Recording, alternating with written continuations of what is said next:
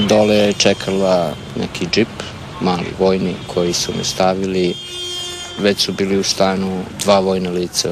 Kasnije mi je majka rekla da su zvonili i da ona pre nego što je otvorila da su oni provalili da su ušli unutra.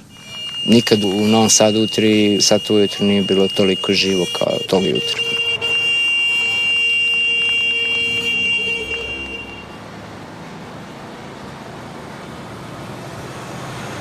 Došli su vojni autobusi, krenuli smo. Ide cela mašinerija, tenkovi, transporteri, prolaziš svuda kroz ova mesta.